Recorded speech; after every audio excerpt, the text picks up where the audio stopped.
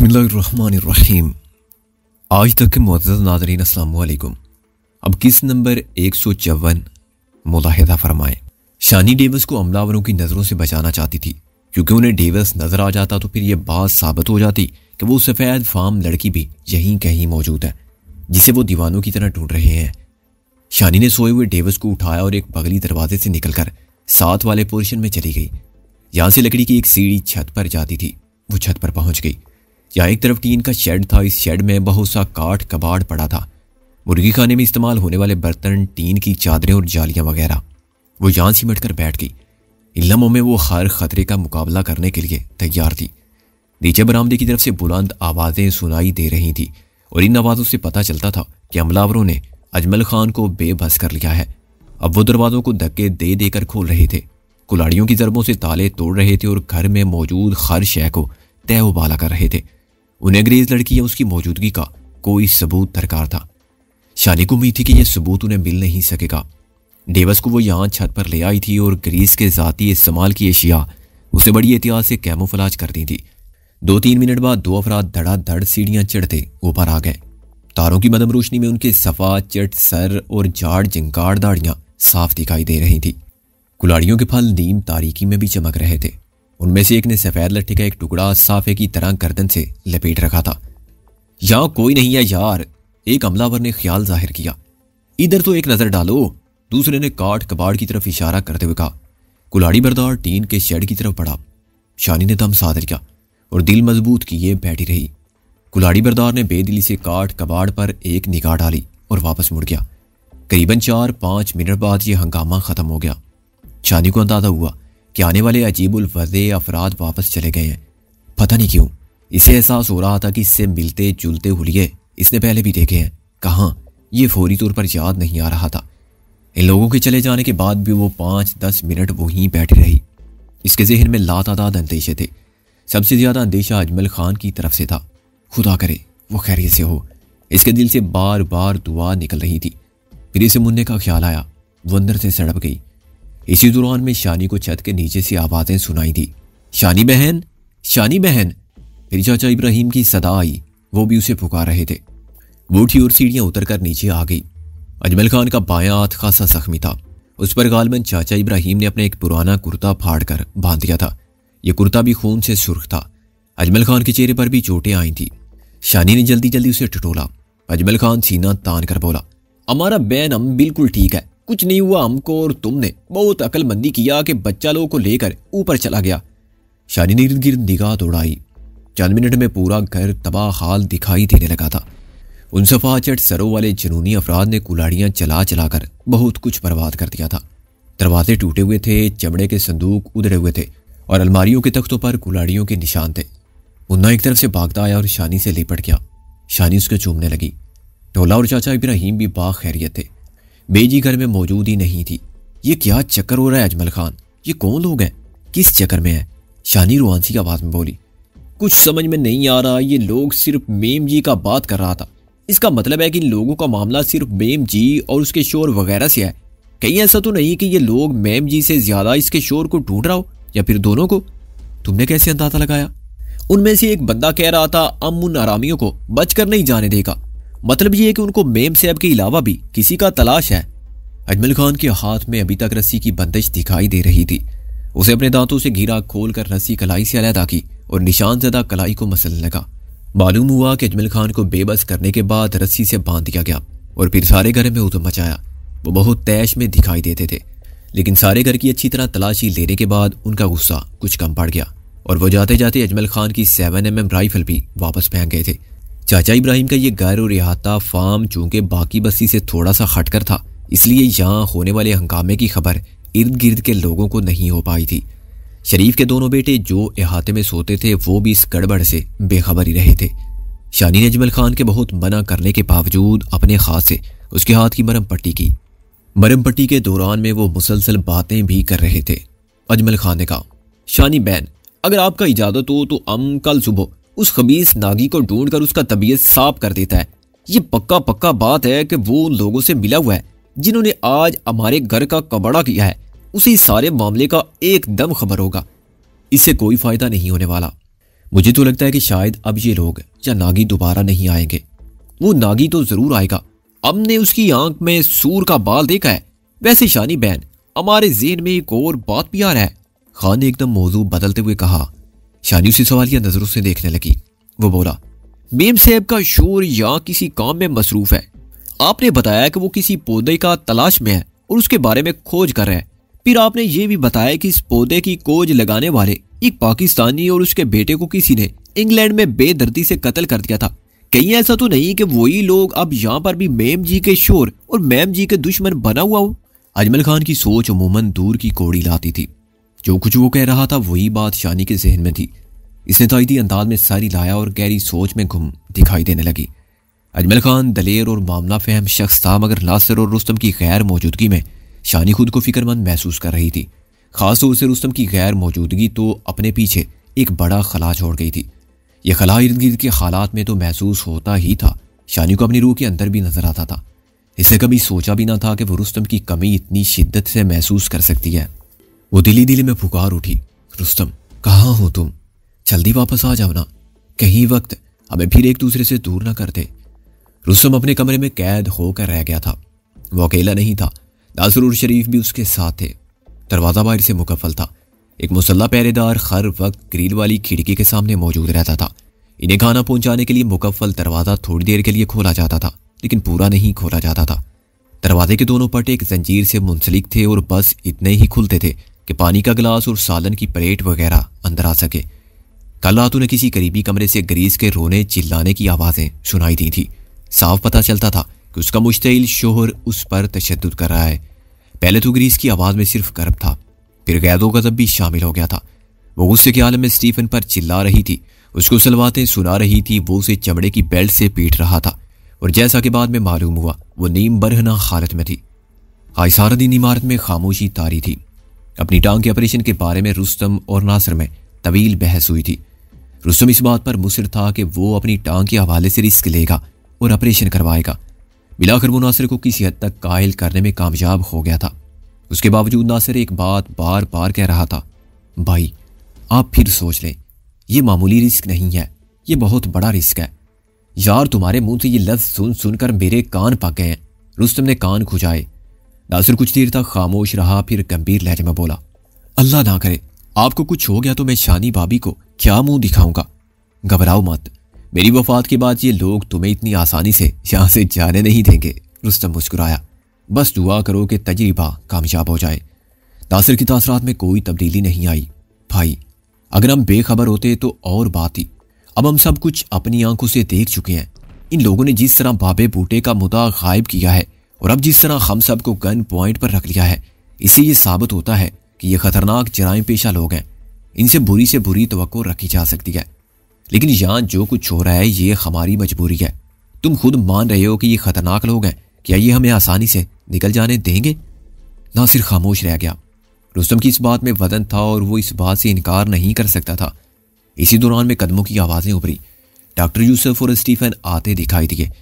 Stephen का चेहरा शराब की तमाज़त से सुर्ख था। रुस्तम को उसकी गर्दन और चेहरे पर चंद खराशें भी नजर आईं। यकीनन ये खराशें उस दींगा मुश्ती का नतीजा रही होंगी जो कल रात इसने अपनी बीवी ग्रीस से की थी। रुस्तम को ग्रीस के लिए फिक्रमंदी पैदा होने लगी। पता नहीं वो किस साल में थी। जहाज नामी गार्ड ने कमरे के दरवाजे को बंद रहने दिया और नासिर को इशारा किया कि वो खिड़की के पट खोले। जालीदार खिड़की की दूसरी जानिब से डॉक्टर यूसुफ ने रुस्तम के साथ बातचीत की। रुस्तम ने बातचीत शुरू होते ही डॉक्टर यूसुफ को बताया कि वो अपनी रजामंदी से इस ऑपरेशन के लिए तैयार है। इस बात पर यूसुफ या स्टीफन ने किसी खास रद्द-ए-अमल का इजहार नहीं किया, जैसे वो रुस्तम को जताना चाह रहे हो कि इसकी रजामंदी या इनकार से कोई फर्क नहीं पड़ता, ये काम तो हर सूरत में होना ही है। ताम डॉक्टर यूसुफ का लहजा कदरे नरम जरूर हो गया। वो रुस्तम से मुखातिब होकर बोला, तुम्हारा ऑपरेशन कल दोपहर को होगा, तुम नाश्ता नहीं करोगे। 2-3 गोलियां तुम्हें रात को दे दी जाएंगी, वो खा लेना। 1-2 रूटीन के टेस्टों के लिए तुम्हें आज शाम दूसरे कमरे में ले जाया जाएगा। हमें 2-3 बोतल खून का इंतजाम भी करना है, उसके लिए तुम्हारे दोनों दोस्तों का खून भी टेस्ट करेंगे। ठीक है, जैसा आप मुनासिब समझे। शाम से कुछ देर पहले रुस्तम को कमरे से बाहर ले जाया गया। इसके सीने का एक्सरे हुआ, ब्लड शुगर खून के दीगर टेस्ट हुए। नासिर का ब्लड ग्रुप रुस्तम से मिल गया। इसने खून का बैग दिया। रात तक ऑपरेशन की सारी तैयारी मुकम्मल हो गई। डॉक्टर यूसुफ और स्टीफन ने रुस्तम से 2-3 कागजात पर भी दस्तखत कराए। रुस्तम ने आंखें बंद करके ये दस्तखत ठोंक दिए। अगले रोज दोपहर से कुछ पहले ही रुस्तम को नहलाया गया। उसकी पिंडली के सारे बाल मोड़ दिए गए और उसे जरासीम से बिल्कुल पाक लिबास पहना दिया गया। ऑपरेशन थिएटर जाते हुए उसके चेहरे पर बला का सुकून था, जबकि डॉक्टर नासिर के चेहरे पर बला की बेकरारी थी। शरीफ का लंबूतरा चेहरा भी 12 बजा रहा था। रुस्तम ने अपनी अंगूठी, घड़ी और गले की चैन नासिर को सौंपते हुए कहा, मुझे कुछ नहीं होगा प्यारे, लेकिन अगर कुछ हो गया तो तुम्हें पता ही है ये चीजें किसको पहुंचानी है। फिक्रा मुकम्मल करके वो मुस्कुरा दिया। नासिर की आंखों में नाराजगी भरे आंसू थे। ऑपरेशन थिएटर में बहुत तनाव की कैफियत थी। जहाँ कमोबेश 4 डॉक्टर्स और 3 नर्सें मौजूद थी। डॉक्टरों में एक लेडी डॉक्टर थी और ये यकीनन मालिना ही थी। सब डॉक्टर्स के चेहरे मास्क में छुपे हुए थे। ये देखो तुम्हारी बकाया टांग, डॉक्टर यूसुफ ने बाईं तरफ इशारा करते हुए कहा। रुस्तम सन्नाटे में रह गया। शीशे के एक शफाफ केस में किसी सर्दी माइल बैरूल के अंदर इसकी टांग का वो हिस्सा डूबा हुआ था जिसे वो कई माह पहले नापैद समझ चुका था। वो इसी का पाँव था। वो इसे क्यों ना पहचानता? वो इसकी पिंडली थी, वो इसके लिए अजनबी क्यों होती? पिंडली के स्याह बाल और टखने पर पुरानी चोट का छोटा सा निशान, सब कुछ साफ दिखाई देता था। जिसकी आमद की घड़ियों में ये टांग इसके जिस्म से जुदा हुई थी, वो घड़ियां पूरी खशर सामानी के साथ इसकी निगाहों में घूमने लगी। रुस्तम के जिस्म से अलहदा करने के बाद रियाज हिटलर ने इसकी टांग पर थूका था। इसलिए थूका था कि ये टांग उसके सीने पर मारी गई थी। उस वक्त रियाज के वहमो गुमा में भी ना होगा कि जंगल में फेंक दी जाने वाली ये टांग कई माह बाद फिर से रुस्तम के जिस्म से जोड़े जाने की कोशिश की जाएगी। उस रात के सारे खौलनाक मनाजर रुस्तम की निगाहों में घूमे और उसके साथ साथ मकसूद उर्फ लड्डू का चेहरा भी। मकसूद वो शख्स था जो रुस्तम की टांग काटे जाने से थोड़ी देर पहले तैश से दीवाना होकर रियाज हिटलर पर झपटा था। उसने नाबीना होने के बावजूद एक छुरी से रियाज पर हमला करने की नाकाम कोशिश की थी और नतीजे में रियाज ने उसकी गर्दन पर पांव रखकर उसे मार डाला था। कुछ दूसरी अमवात की तरह उस शख्स की मौत भी रुस्तम के ज़हन से निकली नहीं थी। इसे लगता था कि मकसूद नामी ये शख्स मरते मरते इसके कंधों पर एक बहुत बड़ा कर्ज रख गया है और ऐसा कर्ज जिसे उतारे बगैर मरना भी महाल है। अब हम तुम्हें एनेस्थीसिया यानी बेहोशी की दवा देने लगे हैं, क्या तुम उसके लिए तैयार हो? डॉक्टर यूसुफ ने कहा। अगर मैं कहूं कि तैयार नहीं हूं तो क्या तुम मुझे घर वापस जाने दोगे? रुस्तम ने हल्के फुल्के अंदाज में कहा। मास्क के पीछे डॉक्टर के होंठ मुस्कुराए। तुम दिलचस्प बंदे हो। इसे इंजेक्शन लगा दिया गया। इसका जहन एकाएक ही तारीकी में डूबता चला गया। इसे लगा कि वो सुर्ख रंग की एक तवील सुरंग में आगे बढ़ता जा रहा है। ये सुरंग गहराई में उतर रही है। इस सुरंग के आखिरी सिरे पर कोई इसे पुकार रहा है, शायद ये बीबी है। फिर सब कुछ घटा टोप तारीकी में डूब गया। रुस्तम की आवाज न जाने कितनी देर बाद बहाल हुए थे। इसे लगा कि इसे स्ट्रेचर पर किसी और जगह मुंतकिल किया जा रहा है। इसका गला बिल्कुल खुश्क था और टांग में टेसें उठ रही थी। इसके नीम बेहोश ज़हन ने सोचा कहीं ऐसा तो नहीं कि वो मर चुका हो और उसे भी बाबे बूटे के पहलू में दफन करने के लिए पिछवाड़े के दरख्तों में ले जाया जा रहा हो। इसे अपनी सलामत टांग को हरकत देने की कोशिश की। टांग ने हरकत की। इसे एहसास हुआ कि वो जिंदा है। अगले 8-10 घंटे तक वो एनेस्थीसिया के नागवार असर में रहा। इसे मतली हो रही थी। इसे खून की बोतल के अलावा ग्लूकोज की ड्रिप भी लगी हुई थी। एक नरम हाथों वाली लड़की से गाए बगाए इंजेक्शन भी लगा देती थी। एक नीली छत वाला कमरा था और डलवान छतों पर बरसने वाली मूसलाधार बारिश की आवाज यहाँ तक तभी पहुंचती थी जब कोई दरवाजा खोलता था। आहिस्ता आहिस्ता रुस्तम की तबीयत संभलना शुरू हो गई। इसे नरम हाथों वाली लड़की ने चम्मच के जरिए जूस वगैरह पिलाया। इसकी जख्मी टांग नादीदा शिकंजों में जकड़ी हुई थी। ये अगली रात करीबन 2:30-3 बजे का वक्त था जब इसे अपने इर्द गिर्द खलचल के आसार महसूस हुए। दरवाजे तेजी से बंद हुए और खुले 1-2 चिल्लाती हुई आवाजें सुनाई दी। फिर इमारत के कंपाउंड की तरफ जीपों के स्टार्ट होने की आवाजें आईं। वो नीम बेहोशी और नीम गुनूदगी की कैफियत में लेटा रहा।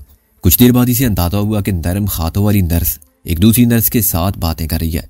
दोनों रुस्तम के सराहने की तरफ खड़ी थी। नरम हाथों वाली ने कहा, मुझे तो लगता है कि 2-3 घंटे पहले ही भाग गई थी। इन लोगों को पता अब चला है। अगर ऐसी बात है तो फिर वो कहाँ पकड़ी जाएगी? वैसे अच्छा ही है निकल जाए। पिछले 2 दिन में बड़ी मार खाई है बेचारी ने। मोटी बेल्ट से बार मार कर जिस्म ढीला कर दिया था स्टीफन साहब ने। ये मर्द जब अपनी बहादुरी दिखाने पर आते हैं तो बिल्कुल चंगेज खान बन जाते हैं। क्या वो पुलिस के पास जाएगी? दूसरी नर्स ने पूछा। मुझे क्या पता, लेकिन अब कुछ न कुछ होगा जरूर, पहली नर्स ने सरगोशी की। रुस्तम पर इंकशाफ हुआ कि यह गुफ्तगू ग्रीस के बारे में हो रही है। मतलब ये था कि ग्रीस किसी तरह यहाँ से भाग निकली थी। बहरहाल इतनी अकल तो वो भी रखती थी कि वो पुलिस के पास नहीं जा सकती। वैसे भी बुलंदो बाला पहाड़ों के दरमियान इन खामोश वादियों में पुलिस तक पहुंचना कौन सा आसान काम था। यह मुमकिन था कि ग्रीस किसी तरह बच बचाती चाचा इब्राहिम और अजमल खान तक जा पहुंचती। ऐसे में उसने अजमल खान को बताना था कि रुस्तम सख्त खतरे में है। उसका शोहर झूठा साबित हुआ है और वो रुस्तम को एक नहायत खतरनाक आजमाइश से गुजारा है।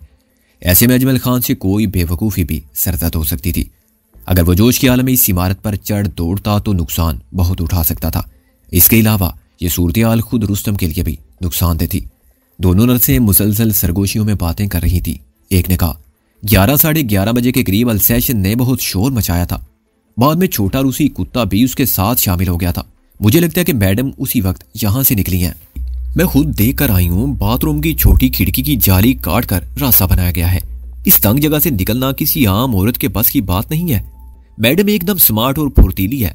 उसने पहले अपना ऊपर का धड़ खिड़की में से गुजारा और फिर दोरी होकर लटक गई और बाहर निकल आई। बड़ी जल्दी ताल्लुकात खराब हुए मियाँ बीवी के। 4-5 दिन पहले जब मैडम यहाँ आई थी तो दोनों सबके सामने किस वगैरह कर रहे थे।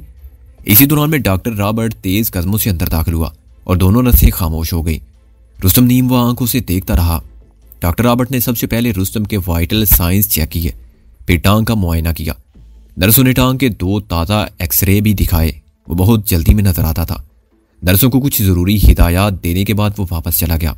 रुस्तम जानता था ऑपरेशन के बाद इसका होश में आ जाना कोई मानी नहीं रखता। असल मरहला तो ऑपरेशन के बाद का है। अब देखना चाहिए कि इसका जिस्म कटी हुई टांग को कबूल करता है या नहीं। डॉक्टर नासिर और ग्रीस ने जहर फैलने की बात की थी और यह भी कहा था कि यह खास किस्म का जहर ला इलाज है। इमारत के तूलो अर्ज में अब भी अफरा तफरी महसूस की जा सकती थी। रुस्तम ने सोचा, कहीं ऐसा तो नहीं कि ग्रीस के यहाँ से निकलने के बाद ये लोग जगह बदलने की कोशिश करें, यानी अपनी इस तजर्बा गाह को उठाकर कहीं और ले जाएं।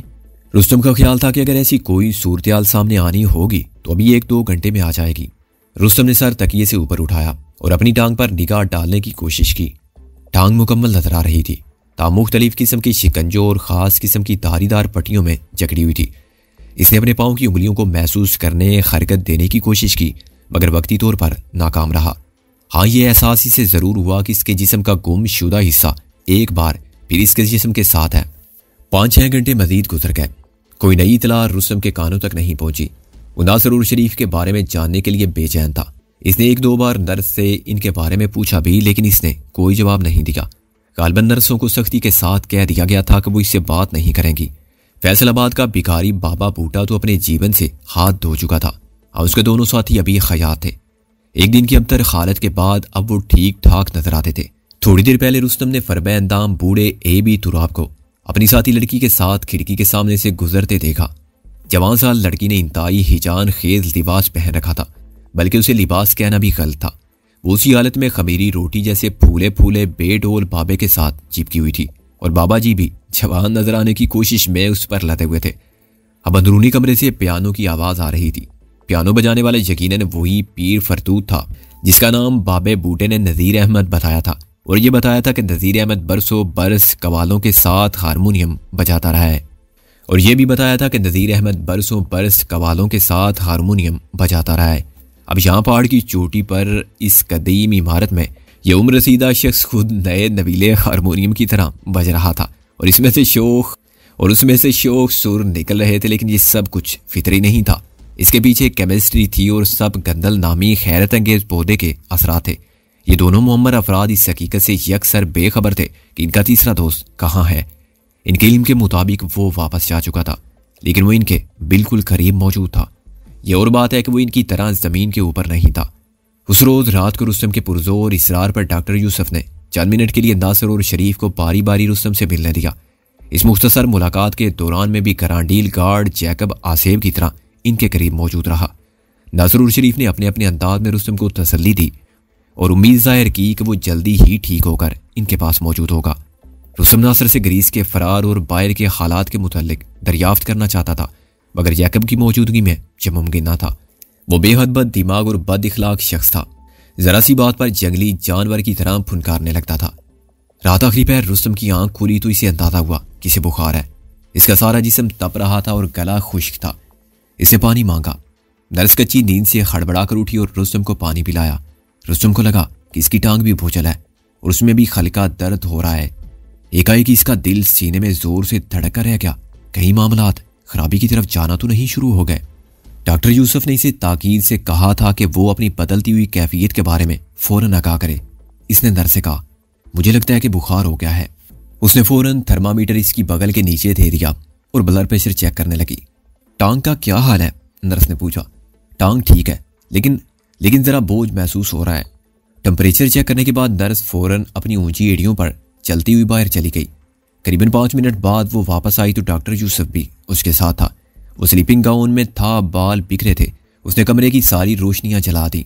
फाइल लिखने के बाद वो सबसे पहले रुस्तम की टांग की तरफ मुतवज्जह हुआ। उसने जल्दी जल्दी कुछ पट्टियां हटाई, टांग को छुआ, इसे किसी खास जगह से दबा दबा कर देखा। उसके बाद पट्टियां दोबारा लपेट दी। परेशानी की बात नहीं है, टांग फिलहाल ठीक नजर आ रही है। मैं बुखार और दर्द की दवा दे देता हूँ, वो मोहतात लहजे में बोला। यूं लग रहा था कि इस मरहले में यकीन से वो भी कुछ नहीं कह सकता।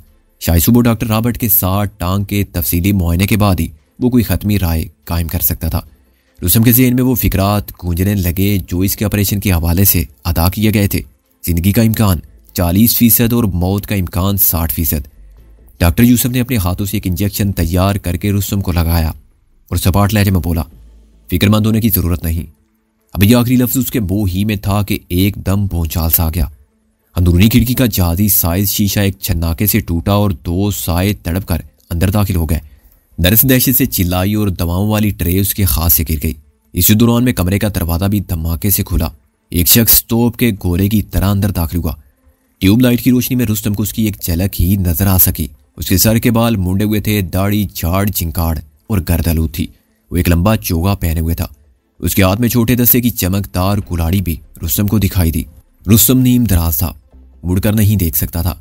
इसे अंदाजा हो रहा था कि शीशा तोड़कर अंदर घुस आने वाले अफराद ने डॉक्टर यूसुफ को फर्श पर गिरा लिया है और बेदरेग मार रहा है। नर्स दहशत से चिल्लाती हुई भागी, रुक जाओ, कोई रुस्तम के सराने की तरफ से गरजा। फिर रुस्तम ने एक दर्दनाक मंजर देखा। छोटे दस्ते की कुल्हाड़ी उड़ती हुई नौजवान नर्स के ताकुब में गई और उसके दोनों कंधों के ऐन दरमियान यूं पैवुस हो गई जैसे खुश्क लकड़ी में पैवुस हुई हो। नर्स करब से चीख मारकर ऊंधे मुंह चिकने फर्श पर गिरी और दूर तक फिसल गई। रुस्तम ने उसकी आवाज को टूटकर एक आबनूसी तपाई के नीचे घुसते देखा। खून के फुहारे ने देखते देखते उसकी सफेद कमीज को पुश से सुर्ख कर दिया। ये क़यामत खेज हंगामा आराई को इस कमरे तक महदूद नहीं थी। देखते ही देखते इस पूरी इमारत में क़यामत सुहरा बर्पा हो गई थी। शीशे टूट रहे थे, दरवाजे धमाकों से खुल रहे थे, खौफनाक ललकारों से दरो दीवार लरजने लगे थे। हमलावरों में से अक्सर सर सफा चढ़ थे और चेहरों पर खूदरू दाढ़ियां थी। वो कुल्हाड़ियों राइफलों से मुसल्लह थे। उनके हमले में ऐसी तेजी और वहशत थी कि गार्ड वगैरह को संभलने का मौका नहीं मिल रहा था। रुस्तम ने बहुत कोशिश की और अपने स्प्रिंग दार बिस्तर पर उठकर बैठ गया, लेकिन टांग से उठने वाली टेसें इस बात की से इजाजत नहीं दे रही थी कि वो बिस्तर से उतरता। कमरे के दरवाजे के ऐन सामने इसने एक वर्दी पोश गार्ड को देखा। वो नींद से जाकर भागता हुआ आया था। उसने अपना माउजर एक कुल्हाड़ी बरदार की तरफ सीधा करना चाहा, ताम उससे पहले ही दाईं जानिब से कुल्हाड़ी बरदार झपटा। उसने पंजों के बाल उठकर कुल्हाड़ी का ऐसा जोरदार वार गार्ड के सर पर किया कि फल कहीं तक बदकिस्मत गार्ड की खोपड़ी में घुस गया। पहले उसकी राइफल गिरी, फिर वो खुद गिरा। हमलावरों ने पांव गार्ड की गर्दन पर रखा और एक झटके से फल उसके सर में से निकाल लिया। गार्ड जानकुनी के आलम में तड़प रहा था। फिर ऊपर तले 2-3 धमाके हुए। यह लहीम शहीम स्टीफन था जिसने गार्ड्स को हलाक करने वाले कुल्हाड़ी बरदार को निशाना बनाया था। स्टीफन के हाथ में राइफल थी।